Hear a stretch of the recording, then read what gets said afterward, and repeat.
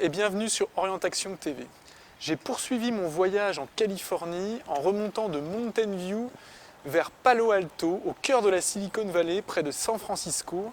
Et je suis arrivé à un lieu mystérieux, un lieu où je ne m'attendais pas à venir et qui m'a fait prendre conscience d'un certain nombre d'éléments extrêmement importants pour réussir dans la vie, réussir sa vie, et je voulais les partager avec vous dans cette vidéo. Alors je vais vous laisser quelques secondes pour pouvoir deviner dans quel lieu je me trouve. Je vais vous faire 3 propositions et vous allez pouvoir me dire laquelle correspond. Alors la première solution que je vous propose, c'est le siège d'une grande entreprise qui se serait installée dans un lieu historique.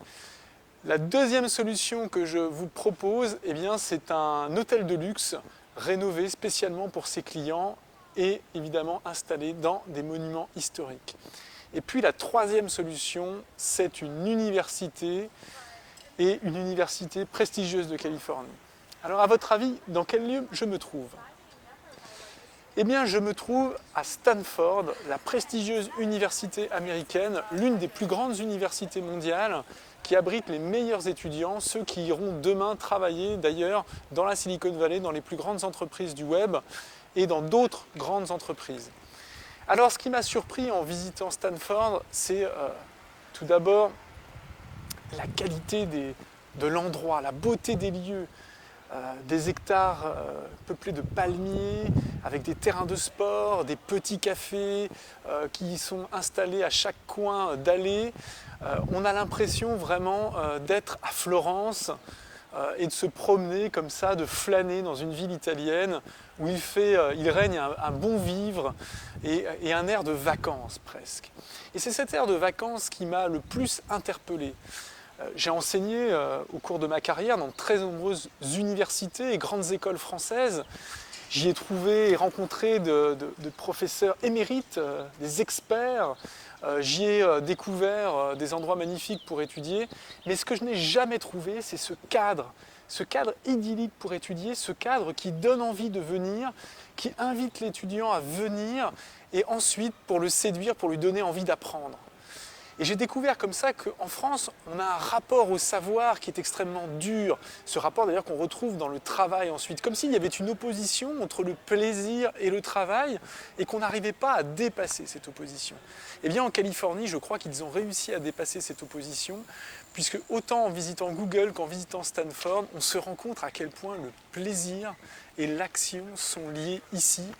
Le plaisir d'apprendre ici, qui n'est pas opposable au fait de pouvoir, je voyais tout à l'heure une bande d'étudiants, se baigner dans chaque fontaine ou de passer quelques heures dans un jardin avec son ordinateur, à rêvasser ou à travailler ou en tout cas à chercher une forme d'inspiration. Et je crois que voilà, c'est ça, c'est cette notion de prendre du plaisir à étudier, prendre du plaisir à travailler.